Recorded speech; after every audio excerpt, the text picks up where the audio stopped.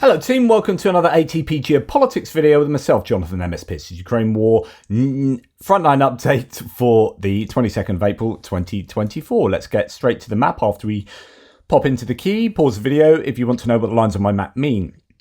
Thank you very much to JR, who's yet again done the mapping for today. As you can see, no change to the northeastern axis from Kupiansk to Svatova to Crimea. Good news there. No change to the Seversk front line, and indeed no changes claimed at the moment to the Chaziv Yar area of the map, which I think is very good news, although we are going to talk a little bit about Chaziv Yar. Andrew Perpetua hasn't done the update for his map, at least from the time that JR did the mapping update. He might have done now. I know that he's struggling a little bit with regard to his sheer volume of things he has to do on a daily basis. So again, I appeal to anyone who has some spare time on their hands, who wants to help him with open source intelligence, geolocation, data accumulation and whatnot, please, or collection, please get hold of Andrew Perpetua and offer your services. So Chaziv Yar is looking, although there are no changes again today, it is looking pretty precarious around there.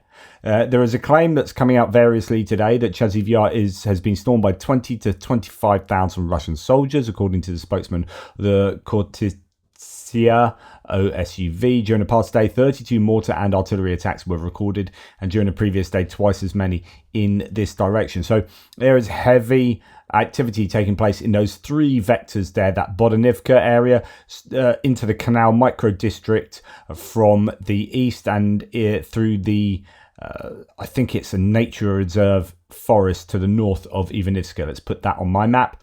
So we have the Bodanivka area down this town, in through the Canal micro district, the other side of the canal that comes down here, and then in the forestry area there. And that three-pronged attack appears to be giving the Ukrainians a pretty major headache, but I'm not going to say it's stabilized there. There are no changes. It's going to be pretty hellish fighting in that area.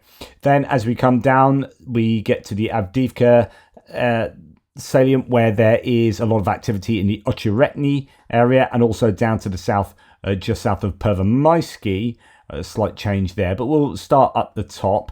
Ocheretny, so this is the town where the Russians have suddenly gained quite a lot of momentum, have got themselves in there. Well, there's a little bit of a story behind this. So here is the claim from Surat Maps that the Russian army broke the Ukrainian defences in the southern part of Ocheretny. Everything south of the railway station is under Russian control, about 25% of the locality. This is one of those instances that I think it was a bit of a cock-up, as happens in a war, and it's opportunism by the Russians here. So militaryland.net says, according to Mykola Melnik, the Russian advance towards Ocheretny is a result of certain units leaving their positions without an order. The 47th Mechanized Brigade, which was leaving the AO for a needed rotation, was then turned back and sent to plug in that hole. So this is what was claimed. The Russians were yesterday on the outskirts of Ocheretny. The drastic advancement of the Russians became possible because certain units just effed off positions. Hope they get trained and retrained into stormtroopers. The video shows that the defense structures in front of Ocheretny were, and the Russians seized them from the east. The holes that turned out to be clogged by those who were planning to take to recovery. So the 47 OMBR is back in business another month, and there will be a year without rotation. So this is someone complaining very strongly about the that Ukrainian unit not being rotated because they're having to fill the gap left by the absence of units that just got out of Dodge and went AWOL, literally. So yeah, this has allowed the Russians to then take, I think the idea was that's what allowed them to get this far, and then they've capitalized on that by moving into the town itself, which probably the Ukrainians weren't prepared to defend because they're expecting to be defending out here. So this happens in war, cock-ups, and things go wrong. And it looks like that could be a real headache for the Ukrainians going forward. And then when we come down here, we can see, as mentioned, that the Ukrainians have possibly ceded a little bit of territory to the Russians in the south of Pervomaisky. A slight difference in, well, quite remarkable difference between Surat maps and the other mappers, but slight difference in the Pervomaisky area for Deep State map and Andrew Perpetua's map there. Right. We then come on down to Krasnohorivka, where we can see some gains for the Russians right inside Krasnohorivka. It's been in fits and starts in Krasnohorivka, but yes, seems to look like the Russians are having a bit of a better time there just at the moment. And then we come down to Novomykhailivka. So no tweets about that place particularly. No change to Mariinka Pobieda, although this is where quite a lot of activity is also taking place. It just seems that this whole front line, from Avdiivka right down to really Volodymyrivka there is the Russians are just pushing everywhere they can here. As you can see, both Deep State map and Surat maps are showing changes there. Andrew Perpetua, not so much that he disagrees, but he just hasn't done the mapping at the point that JR had done this. So there could well be agreement from Andrew Perpetua and all the claims that we've seen already today. These are quite wide-ranging claims from both, all the way in Novomykhailivka right to the extent, the outer reaches of the town, and then down into the farmland to the northwest of Solodka. Fairly expansive gains for the Russians. These claims of the Russians taking all of Novomykhailivka would seem to be as a result of them flying a flag there or showing a flag on the western outskirts of the settlement. Surat Maps says the situation southwest of Donetsk, the Russian army took full control over Novomykhailivka. In addition, troops made a series of advances southwest of it towards Konstantinivka and the Konstantinivka-Vuhledar road. That is that very important road just coming down from Konstantinivka through parts of Vodyane to Vuhledar, and the Russians would want to get themselves onto that road, and that would be some serious gains for them, because this could well be a key to the whole area. It might be a little more difficult to take Konstantinivka, given how difficult it's been for them to take Novomykhailivka, as I said yesterday. Nonetheless, the Russians are making a consistent or fairly consistent gains there at the moment. They're also employing in the area some fairly decent tactics, although it's odd to call these decent tactics. It's just like par for the course for any normal attack that NATO would do. It's about smoke screens, it's about combined arms initiatives and maneuvers involving different elements of your attacking forces. Here's a video of a smoke screen deployed by the Russian Southern Group of Forces, KHBZ group troops, to disguise the movement of Russian forces and to counter drones. Video of an assault by the Russia's 155th Naval Infantry Brigade in Novomykhailivka with BMPs and BMP-3s using 30mm autocannon fire and smoke. And you can see it. You can go and check these out on Rob Lee's Twitter account. And again, the Russian forces, this is going back to back some time though. That's February the 7th actually. This is going back some time to December last year to show the Russian forces using smoke. A lot of smoke ammunition and a lot of it going into the air. So this is what they're doing at the moment as well in the area. Now, Andrew Perpetua has talked about this a number of times before. This is kind of a pet thing of his when he has his live streams, which is the Russian army can do really good maneuvers, but it's left to the decent troops to do that, and it's so inconsistent.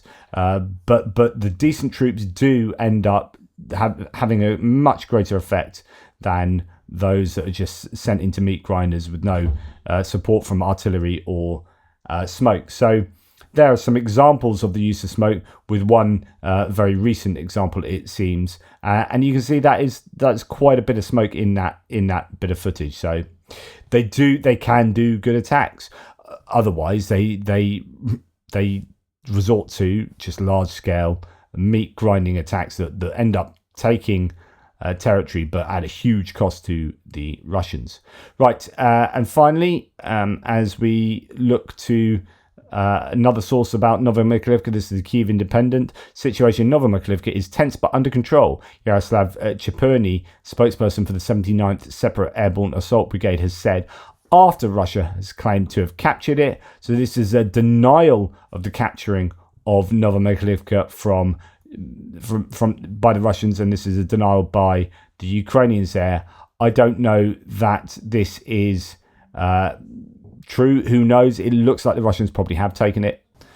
We'll drop into what the Kyiv Independent actually says here. So here we are. The title is Russia claims to have captured Novomykhailivka, Ukraine denies. Situation there is tense but under control, according to spokesperson for the Ukraine 79th Airborne Separate Airborne Assault Brigade. Novomykhailivka is located in the region's Pokrovsk district, around 10 kilometers south of occupied Marinka. During Ukraine's last census in 2001, the village had a population of 1,400. Russian troops are constantly storming Ukrainian positions, quote, with and without armoured vehicles, Chipurny told the Kyiv Independent. The brigade reported on April 19th that Russia had lost over 300 pieces of equipment over 6 months of fighting around Novomykhailivka. And remember, that's that video I showed you with the geolocated yellow pins of all of those bits of kit lost. Just huge numbers of equipment lost by the Russians. The battle for the village has been ongoing since the end of autumn, and it has since become the location of one of the largest graveyards of enemy equipment in the Russia-Ukrainian war, the brigade said. Russia concentrated as many as 30,000 fighters on a narrow section of the front in its attempts to capture the village, according to the brigade. Ukraine's general staff has mentioned the village in its morning update on the 22nd as one of the locations where the Ukrainian military continues to hold back the enemy. Of course, take that with a pinch of salt. That's coming from the Ukrainians. Well, it's coming from the brigade and the general staff, but that might not be new. Might not be the case. Still at the moment, that will be coming from data from yesterday. Today is another day, but yesterday there was definitely imagery of Russians with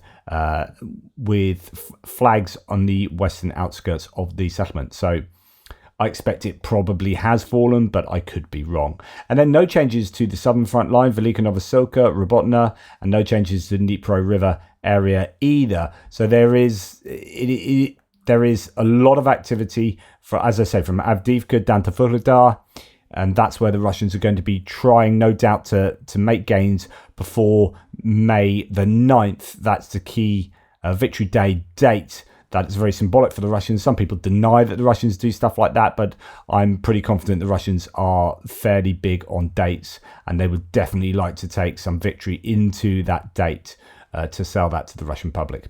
Anyway, that's enough from me. Relatively quick one. I didn't dip into the Institute for the Study of War again today. I'll get back to doing that tomorrow to just give you the more granular details and geolocations and whatnot. In the meantime, take care. Speak soon.